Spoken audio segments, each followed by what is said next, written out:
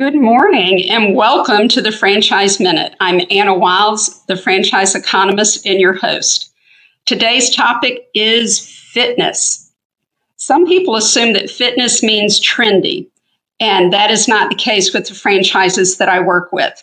Before the pandemic, the fitness industry grew for 10 years in a row. Now that we're coming out of the pandemic, the fitness industry is stronger than ever. And they're franchises that deal with everything from one-on-one personal training to group classes in bar, spinning, and boxing. A big takeaway from COVID is that people really want to go to the gym. It's part of their lifestyle and it's affordable. Fitness is a year-round business and it gets a tremendous surge each year at this time. So type your questions into the chat box and I'll gladly address them. Thanks for joining us. I'm Anna Wiles, the franchise economist. All right, I'm getting some questions now in the chat box. The first question has to do with the size of a fitness franchise studio. Well, I'm going to share with you that last week I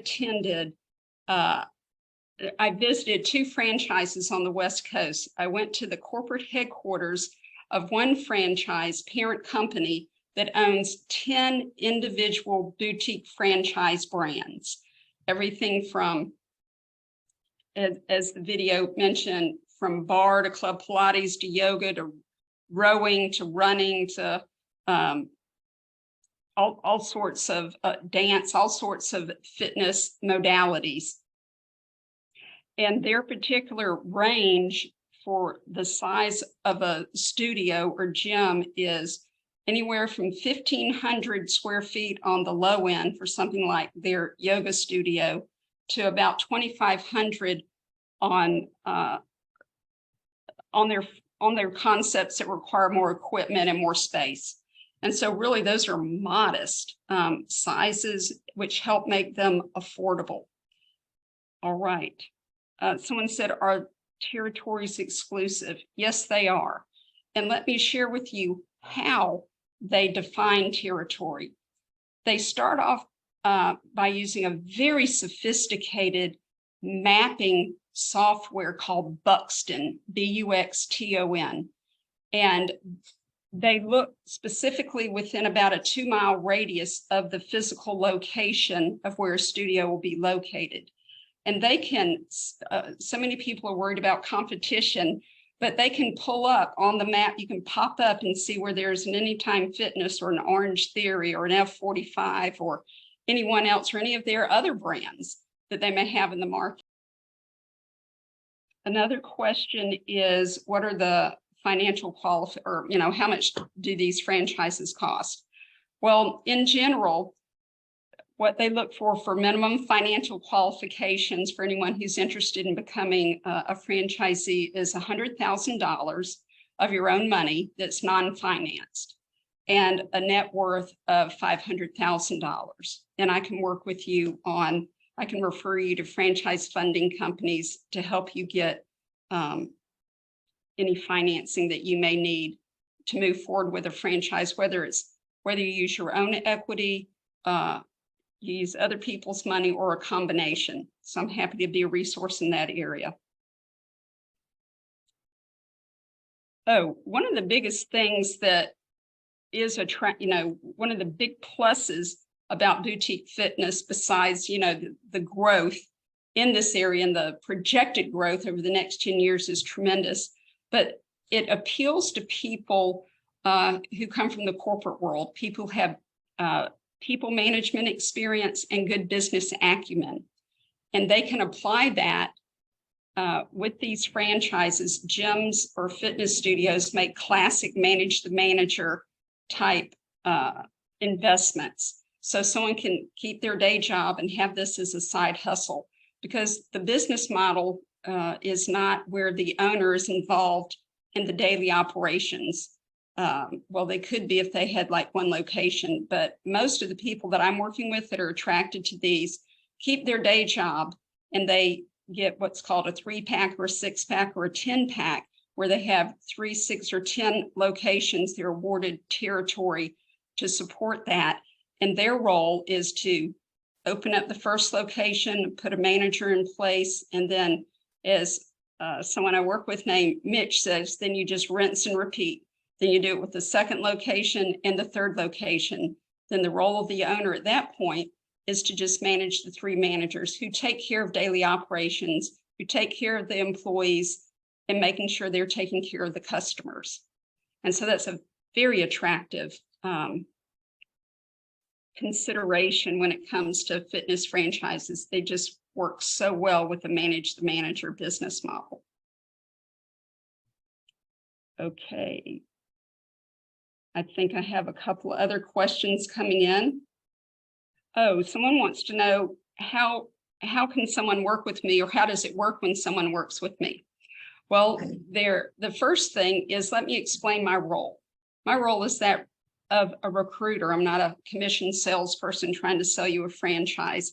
Franchisors know who their top performing franchisees are, and they want more people like them. So I help them find that talent.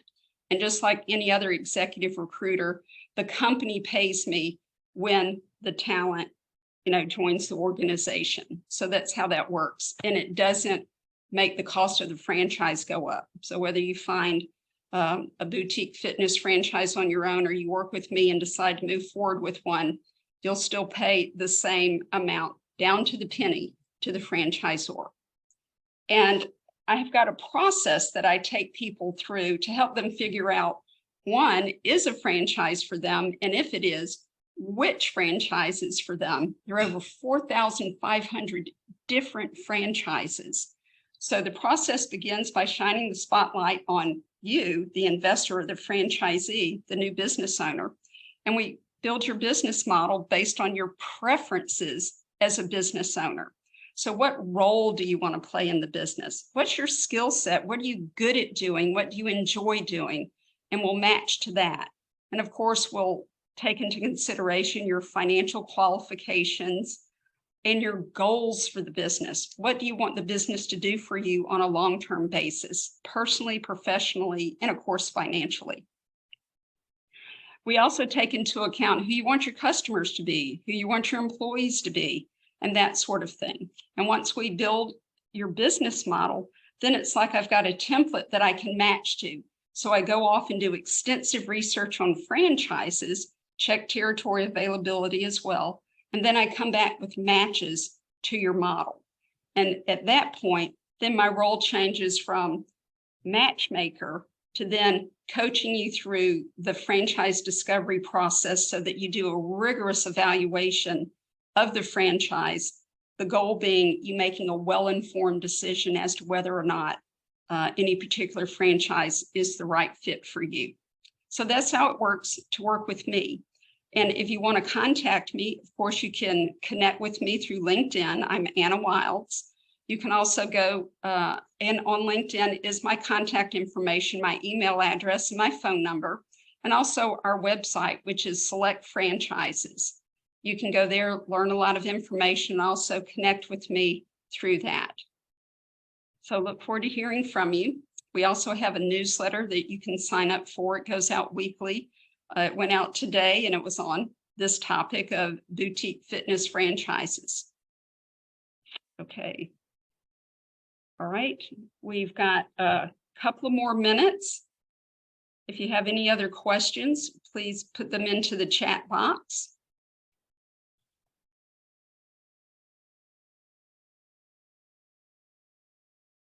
What was the big takeaway from my visit to the franchisors on the West Coast? Well, the biggest takeaway is that all franchises are not created equal. Of course, I would think you would know that, but no, not all fitness franchises are created equal. The particular one that I visited is actually listed on the stock exchange. It has got resources and talent at the executive level on down to who they select as their franchisees.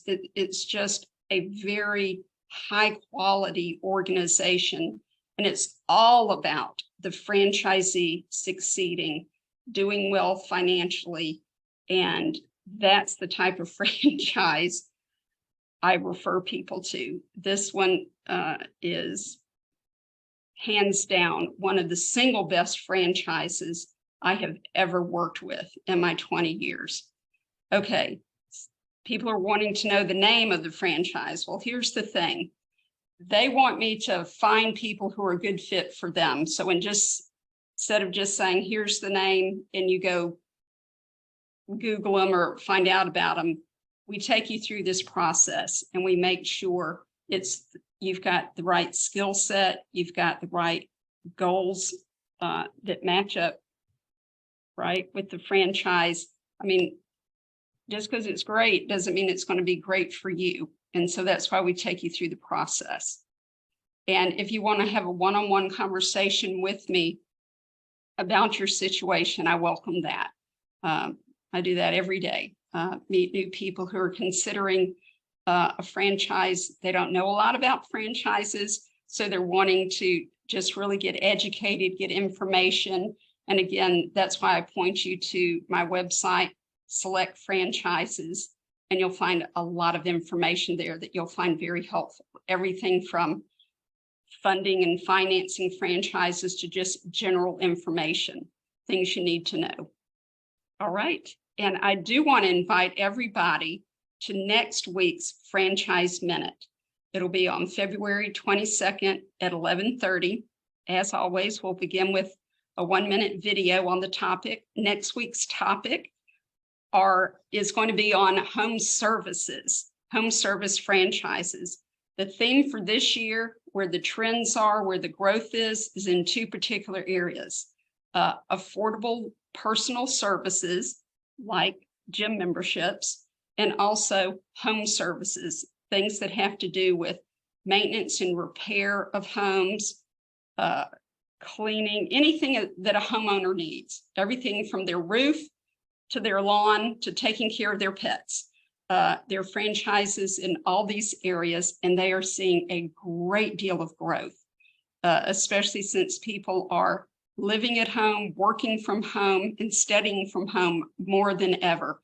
Even in this post-pandemic era, people, as we know, are doing have hybrid work situations where they both work remotely from home and sometimes go into the office or travel with their work. And many people are continuing to fix up their homes and stay put because of the scarcity of real estate right now. It's what they call a tight market. So people are fixing up and staying put. That's another big consideration. We're out of time now. Thank you again for joining us. I'm Anna Wilds, the franchise economist. See you next week.